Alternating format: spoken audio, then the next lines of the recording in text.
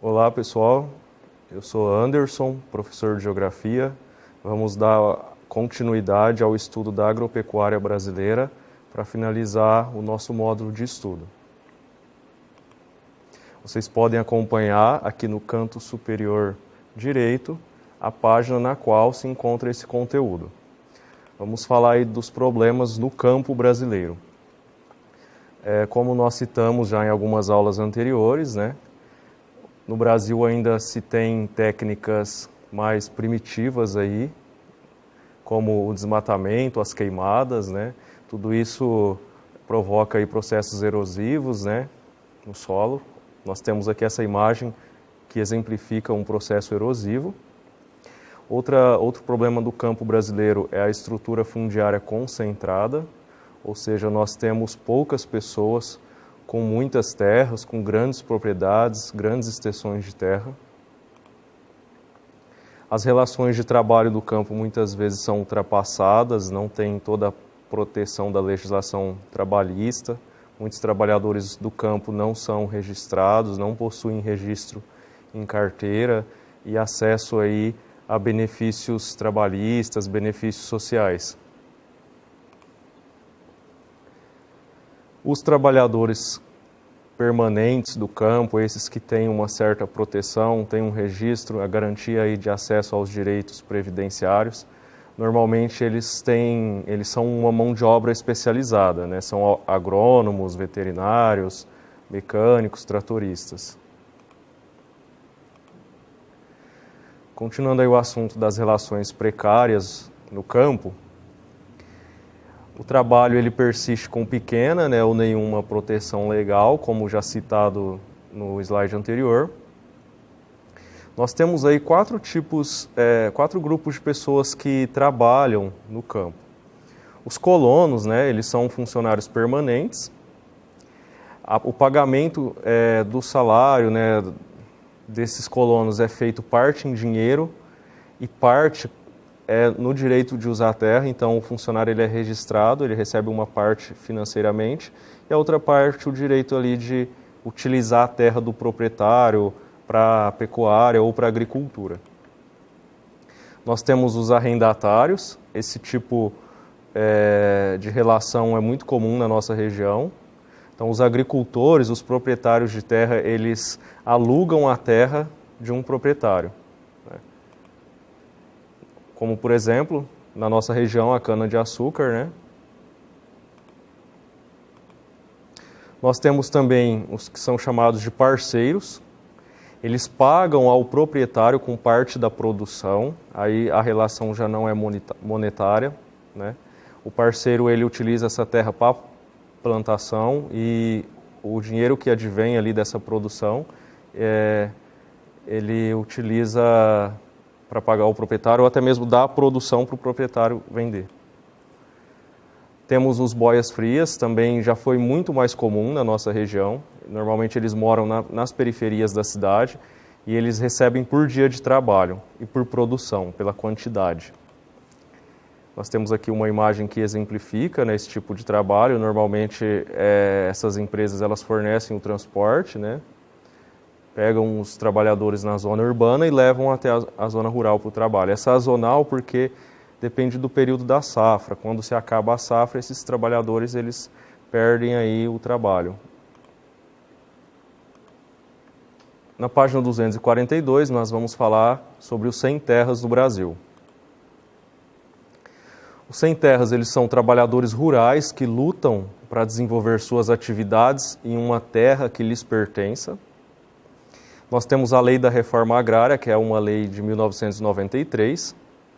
Milhões de hectares de terras improdutivas pertencentes a latifundiários que não exploram adequadamente deveriam ser distribuídas a pequenos agricultores. Então, essa legislação é uma forma de democratizar o acesso à terra. Como a gente disse lá no primeiro slide, tem poucas pessoas com muitas propriedades de terra.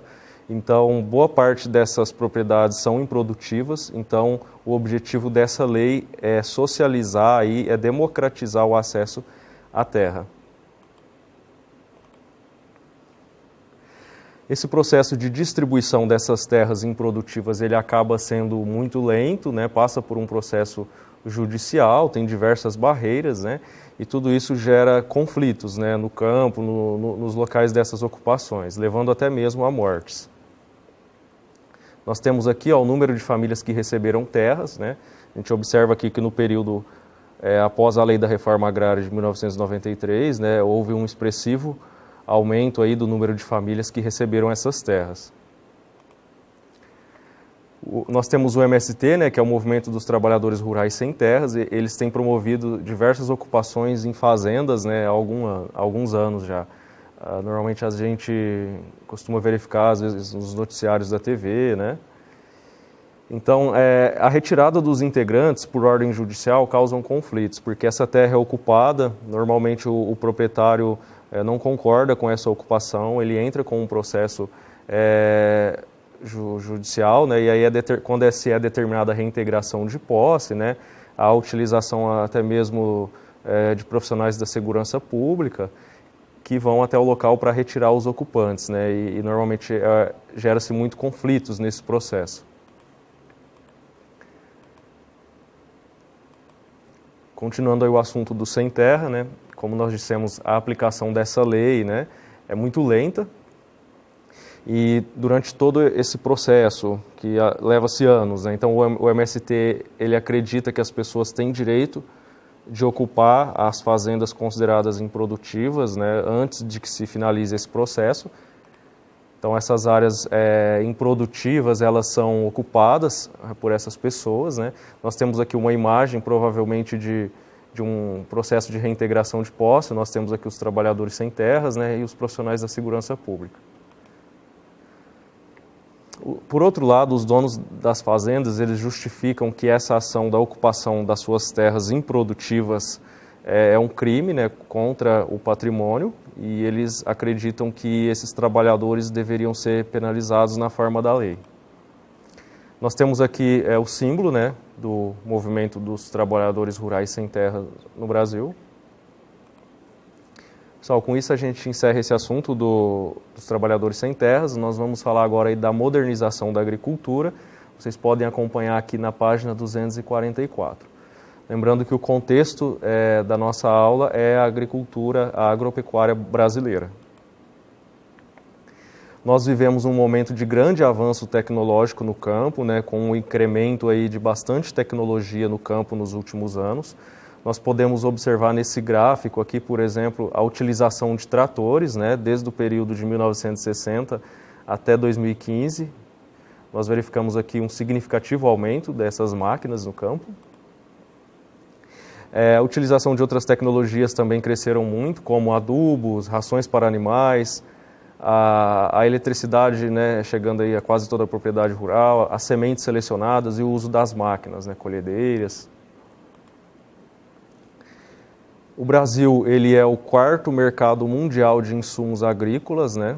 Nós temos aí China, Índia e Estados Unidos entre os três maiores. Nós temos aqui as milhares de toneladas de agrotóxicos utilizados de 1980 até 2010. A gente pode perceber, né, o quanto aumentou o uso desse tipo de tecnologia. Esses dados são fornecidos pelo Ministério do Desenvolvimento, Indústria e Comércio. A utilização dessa tecnologia no campo, ela acaba alterando aí a paisagem natural, a paisagem rural. Há uma diminuição também dos camponeses, né, que são esses trabalhadores rurais, então eles acabam tendo que migrar para as cidades.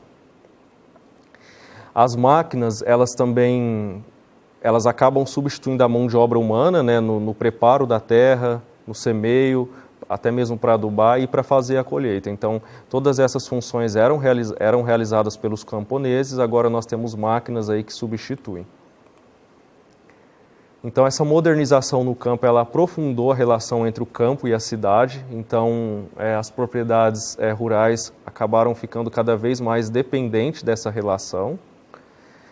Os produtos mais consumidos atualmente, né, que os consumidores, nós compramos, às vezes no supermercado, por exemplo, eles passam por um processo de industrialização. Nós temos aqui uma imagem que ilustra, por exemplo, um extrato de tomate, né, um produto vindo aí da agricultura, mas que passa por um processo de industrialização, né, utilização de conservantes. Nós temos aqui também o milho verde, em conserva. Então, as fazendas elas acabam dependendo das indústrias, essas indústrias ficam no meio urbano, como, por exemplo, a produção de máquinas, como tratores, né, de adubos, né. Então, acontece, então, atualmente uma relação mais próxima, mais intensa entre o campo e a cidade. Nós temos aí na apostila de vocês, na página 245, vocês podem observar a utilização do termo agroindústria e agronegócio. São termos criados para se referir a essa relação entre a indústria e a agropecuária. Com o aumento dessa relação aí, nós temos o surgimento e a expansão das empresas transnacionais também nesse ramo, que elas compram a maior parte da produção dos fazendeiros. A exemplo dessas empresas, nós temos a Nestlé, a Sadia, a Kellogg's. Aqui nós temos exemplo de 2 produtos, né? Um cereal da marca Kellogg's e nós temos aqui um leite condensado da marca Nestlé, para que a gente possa observar aí a presença desses produtos transnacionais, né? De empresas transnacionais no nosso cotidiano. Quando nós falamos aí da industrialização desses produtos, nós não podemos deixar de lembrar do impacto na saúde também. Então, o uso desses produtos industrializados, né, a utilização deles, prejudica o bem-estar diário, uma vez que ele utiliza aí de conservantes, né, de processos químicos na composição, então não é mais um produto natural consumido direto da natureza. Eles podem provocar, por exemplo, o aumento de risco de problemas de saúde, como problemas no coração, colesterol alto, obesidade, até mesmo aumenta-se a incidência de câncer e alergias através do consumo desses produtos industrializados. Nós temos aqui exemplos de alguns produtos industrializados, né? Nós temos aqui um famoso salgadinho, né? Nós temos aqui uma bolacha ou um biscoito, como diz no Rio de Janeiro, né? E nós temos aqui o exemplo do que seria uma alimentação mais saudável, né? Um prato colorido com fontes aí, de fibras, proteínas, a utilização aí de alimentos naturais. Vamos falar aí das principais produções brasileiras. Segundo o IBGE, os 10 produtos agrícolas que mais se destacaram no Brasil em 2015, nós temos aqui a soja, o milho, a cana-de-açúcar, o feijão e o arroz, entre os que têm maior área plantada. No entanto, ter a maior área plantada não significa que vai se ter a maior quantidade produzida. Nós temos aqui, por exemplo, a cana-de-açúcar como a que tem mais quantidade produzida aí, né? E o valor da produção também não está diretamente relacionado com a quantidade produzida ou com a área plantada, certo? Por exemplo, a soja ela tem uma quantidade produzida bem menor do que da cana-de-açúcar, mas o valor em reais dessas negociações é maior do que da cana-de-açúcar. Ainda aí sobre as principais produções agrícolas no Brasil no ano de 2014, nós temos aqui, por exemplo, na legenda arroz. Então, esses estados na cor verde são os estados que têm as maiores produções de arroz, com destaque para o Rio Grande do Sul, 67% da produção nacional de arroz vem do Rio Grande do Sul. Os estados na cor laranja, nós temos aqui os produtores de feijão, nós temos destaque aqui para o estado do Paraná, com 25% da produção nacional. Falando ainda aí das produções agrícolas do ano de 2014, nós temos a cana-de-açúcar. O estado de São Paulo produz aí 51% da produção nacional de cana-de-açúcar. E nós temos em vermelho os estados produtores de soja, com destaque para o Mato Grosso do Sul, com 30%. Nós temos também a produção de milho, na cor amarela, com destaque também para o Mato Grosso. Desculpa, que é o estado do Mato Grosso, não Mato Grosso do Sul, como eu disse anteriormente. Vamos falar aí dessas produções. Aqui nós temos uma imagem que mostra a produção de feijão. Ela tem grande concentração no sudeste e no sul do país e tem tido um crescimento recente no Brasil. O arroz, que é um alimento básico, né, do prato brasileiro, a totalidade da produção nacional se dá praticamente em 5 estados, que são esses listados aqui: Rio Grande do Sul, Santa Catarina, Mato Grosso do Sul. Nós temos também a produção da cana-de-açúcar. Ela chegou ao Brasil introduzida na região Nordeste e hoje São Paulo é o principal produtor.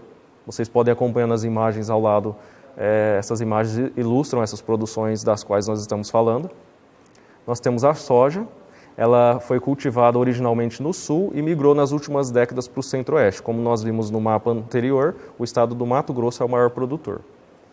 Nós temos o milho, que é uma matéria-prima industrial que está entre os mais importantes produtos agrícolas nacionais, com destaque aí para a produção no Paraná, no São Paulo e Minas Gerais.